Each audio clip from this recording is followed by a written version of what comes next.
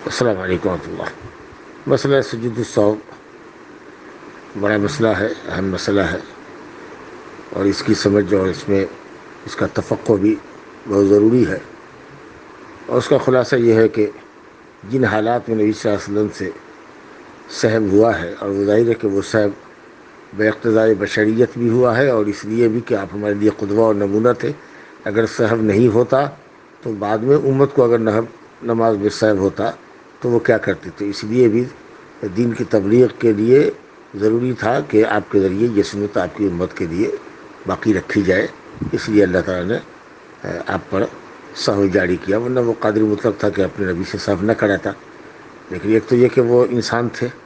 اور دوسرے یہ ہے کہ امت کو علم دینا تھا آپ کے ذریعے۔ بہرحال تو اس سلسلے میں کئی روایتیں آئی ہیں، کل ملا کر 5 طرح کی حدیثیں ہیں، 5 روایتیں ہیں کہ کبھی تو آپ نے 2 رکعت پر سلام پھیر دیا ہے، اور کبھی آپ نے تحیات چھوڑ دیا، تحیات اول، اور کبھی آپ سے 5 رکعت ہو گئی ہے، اور اس کے بعد دو شکل یہ ہوتی ہے کہ آدمی کو شک لگتا ہے کہ شاید 3 پڑھا ہے کہ 4 پڑھا، تو جس طرف غالب گمان ہوگا اس پر عمل کرے گا، یا کسی طرف غالب گمان نہ ہو، 3 4 کا شک برابر رہے تو کم سمجھ کر کے، یعنی 3 رکعت سمجھ کر کے نماز مکمل کرے گا۔ تو اس طرح کی 5 روایتیں۔ تو جہاں نبی صلی اللہ علیہ وسلم نے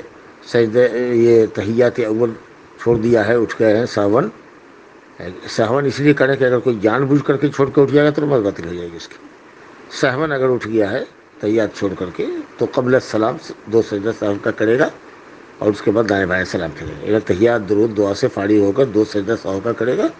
اس کے بعد سلام پھیرے گا۔ اسی طریقہ سے جب آپ نے 2 رکعت پر سلام پھیر دیا تو ذوالیدین ایک شخص تھے، ہاتھ ان کا ذرا لمبا تھا، نام ان کا خرباق تھا، تو انہوں نے جب نبی صلی اللہ علیہ وسلم کو ٹوکا اور بتایا کہ نماز کم پڑھی گئی ہے، تو آپ نے 2 رکعت نماز پڑھی، اور 2 رکعت نماز پڑھنے کے بعد سلام پھرا دائیں بائیں، اور پھر 2 سجدہ کیا سہو کا، اس کے بعد سلام پھرا۔ تو اگر کسی سے 4 رکعت والی نماز میں یا 3 رکعت والی نماز میں یا ایون 2 رکعت والی نماز میں 1 رکعت پر سلام ہو جائے تو ایسی صورت میں وہ بعد السلام سجدہ سہو کرے گا۔ تیسری شکل یہ ہے کہ اگر آدمی 4 رکعت کے بجائے 5 رکعت پڑھ لے، یا 3 رکعت کے بجائے 4 رکعت پڑھ لے، یا 2 رکعت کے بجائے 3 رکعت پڑھ لے، اور نماز کے بعد مقتدیوں کی طرف سے اس کو متنبہ کیا جائے، تو ایسی صورت میں بھی اس کو سجدہ سہو سلام کے بعد کرنا ہے۔ اور جب آدمی کو عدد رکعات میں شک ہو کہ 3 پڑھا ہے کہ 4 پڑھا، یا فجر میں 2 پڑھا کہ 3 پڑھ لیا، یا مغرب میں 3 پڑھا کہ 4 پڑھا، تو گمان کرے، سوچے، تحری کرے، غور و فکر کرے، جس طرف دماغ کا زیادہ رجحان ہو اس پر عمل کرے۔ تو اگر غلبہ گمان پر عمل کرے گا تب ایسی صورت میں بعد السلام سجدہ سہو کرے گا۔ لیکن اگر کسی ایک پہلو پر دماغ نہیں جاتا، 3 4 کا شک برابر قائم ہے، کسی ایک طرف غالب گمان نہیں جاتا ہے، تو ایسی صورت میں وہ اقل رکعت کو پر بنا ڈالے گا، اور اس کو اقل رکعت شمار کر کے، 4 رکعت والی نماز میں 3 تو یقینی پڑھا ہے اس نے، 4 میں نہ شک ہے،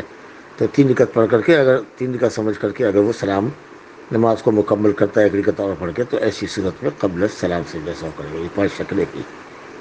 غلبہ گمان پر عمل کرے گا تو بعد السلام کرے گا، یہ 4تھی شکل ہوئی۔ پہلے 3 شکل بتا چکا ہوں کہ تحیات چھوڑ دے تو قبل السلام،